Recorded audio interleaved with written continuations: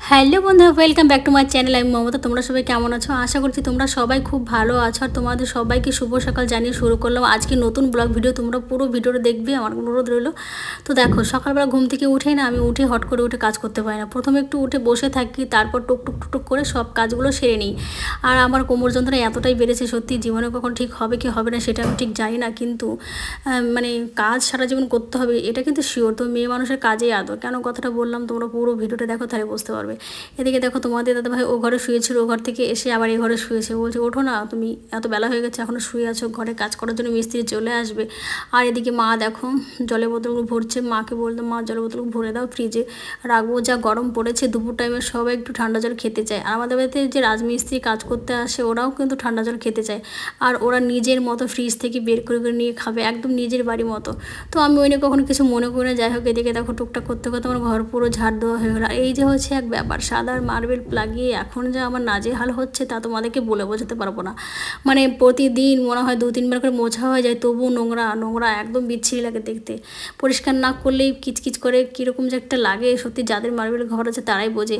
এখন বুঝতে পারি মাটির ঘর থাকাই ভালো। মানে সপ্তাহে 2 দিন লিকালে সপ্তাহ চলে যায়, কিন্তু এই যে পাকা ঘরে প্রত্যেক দিন 2বার করে মোছা মানে আমার পক্ষে অসম্ভব হয়ে উঠছে। তো যাই হোক, দেখো ঘরে রান্নাঘরে কিছু জিনিসপত্র ছিল, বাসনপত্র সব মেজে কুজে এসে আবার চলে এসেছি এক গাদা জামা কাপড় নিয়ে। তো মার শাড়িগুলো একটু নোংরা হয়েছিল। মা তো মানে বলছে, কালকে থেকে বলছে যে মমতা শাড়িগুলো নোংরা হচ্ছে কেচে দিবে। তাই দেখো হাত মুখ মানে ব্রাশ করতে করতে আমি শাড়িগুলো এখন ভেজাচ্ছি। আর আজকে যেহেতু আমার সকালের সম্পূর্ণ কাজ করা হয়ে গেছে, এবারে আমি ভাবলাম যে আগে জামা কাপড়টা ভিজিয়ে নিই, তারপরে যে বাসনগুলো আছে ঘরে কতগুলো বাসন মেজে এলাম। তারপর আবার ভাবলাম যে তাহলে বাইরে কটা যে আছে বাসন এ কটা কাপড় চোপড় ভিজিয়ে তারপর আবার মাজবো। আর এদিকে দেখো কলতলাটা পুরো মানে মাটি মাটি হয়ে গেছে। প্রত্যেক দিন ঘুম থেকে উঠে একবার ধুই, আবার দুপুরে স্নান করার সময় একবার ধুই। মানে সকালে স্নান করি, কিন্তু আমি এখন বেশ কয়েকটা দিন ধরে সকালেই চান করছি, কেননা সকালে কাজ সাথে সাথে আমি পুরো ঘেমে জমে অস্থির হয়ে যাই। আর তখন আমার একটু ভালো লাগে না। তো কী করবো, একটু স্নান করে পুজো টুজো দিয়ে তারপর রান্না বসাই। আর প্রত্যেক দিন যেহেতু মিস্ত্রি থাকে তো সত্যি একদম মানে চাপ হয়ে যায়। তো এদিকে দেখো আমি সম্পূর্ণ সব কলতলাটা পুরো ঝেঁটিয়ে পরিষ্কার করলাম। আর ওদিকে মা দেখছি টয়লেট থেকে বেরোচ্ছে, তো ওদিকে আর ঝাঁটা বললাম না, এখন চলে এসেছি বাথরুমে। আর মার আজকে উঠতে একটা বেলা হয়ে গেছে, মার শরীরটা ভালো না, এই জন্য একটু বেলা করেই ওঠে। তো তারপর দেখো আমি জামা কাপড়গুলো ভেজাবো বলে বালতিতে একটু জল রেখেছিলাম, সেটা মা ধুয়ে ফেলেছে। কী করবো, এটা দিয়ে আমি এখন বাথরুমে ধুয়ে ফেললাম।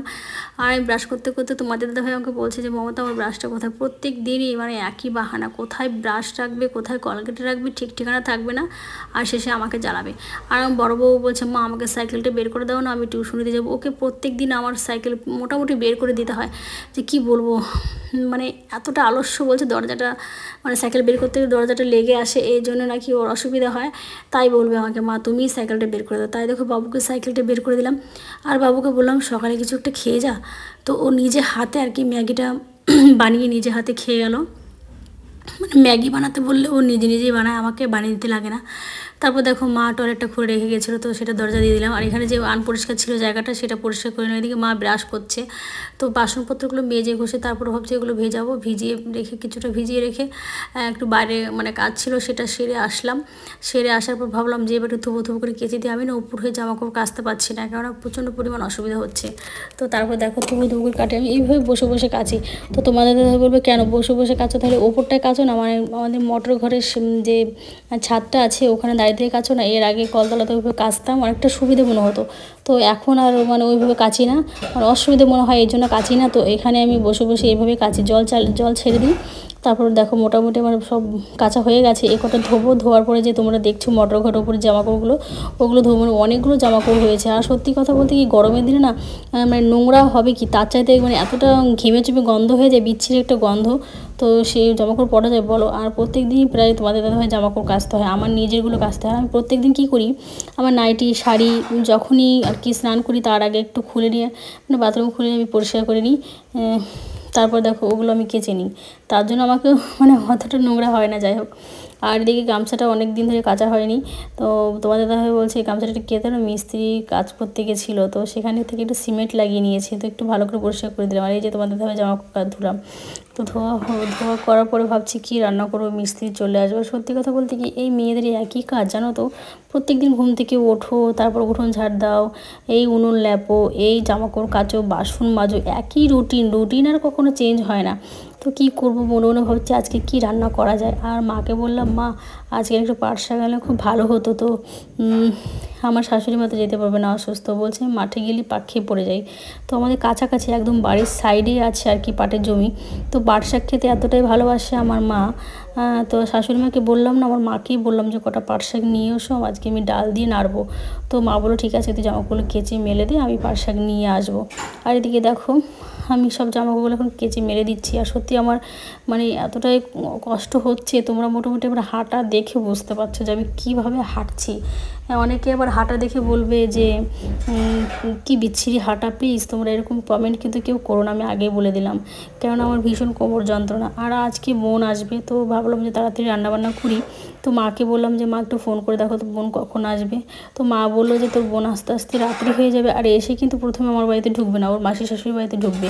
তো যাই হোক, এদিকে দেখো আমার সম্পূর্ণ কাজ কমপ্লিট করে আসার পর চলে এসেছি পুজো দিতে। আর পুজো দেওয়া হয়ে গেছে প্রায়, সেই মুহূর্তেই আর কি বোন চলে এসেছে। এই দেখো, তো বোন প্রথমে ওর মাসি শাশুড়ির বাড়িতে এসেছিলো, আর বোনের সঙ্গে এসছে বোনের ননদ। তো বোন বলছে দিদি কাঁটা না ভীষণ চুল করছে। আর আমার মাখো শোনাও দেখো কী করছে, ওর মায়ের সঙ্গে সঙ্গে কান চুল করছে, তো কান পরিষ্কার করা কাঠি দিয়ে কান পরিষ্কার করছে। তো এদিকে মা এসে গেছে, মা বলছে কখন এসছিস, হ্যাঁ তাই জিজ্ঞাসা করছে, বুঝতে তো পারো। তো মাকে দেখতেই এসছে, আর এই দেখো মাখো চলে গেছে। আর আমার দিদিবাড়ির থেকে না, মা দিদিবাড়িতে গেছিলো, তো দিদিবাড়ির থেকে দেখো কালার ডাল মানে বড় কচু দিয়ে রান্না করেছে। আমি ভালো খাই, এই জন্য মা দেখো মানে দিদি আমার জন্য পাঠিয়ে দিয়েছে। সেটা আর প্রিয়াঙ্কা খুলছে, বলছি দেখি তো কেমন হয়েছে কালার ডালটা। প্রিয়াঙ্কাও খুব ভালো খায়, তো প্রিয়াঙ্কাকে বললাম একটু খোলো তো দেখি, আমার বন্ধুদেরকে দেখাই। এই দেখো, তো যাই হোক এর মধ্যে বড় কচু আছে, আর অনেকগুলো আমও পাঠিয়েছে আমার দিদি, জানো তো গাছের আম। এই দেখো হিমসাগর আম, লেবু, ওদের সব কিছু গাছে হয়। আর আমাদের মানে দুঃখের বিষয় যে এবার আমাদের কাছে আম ধরেনি।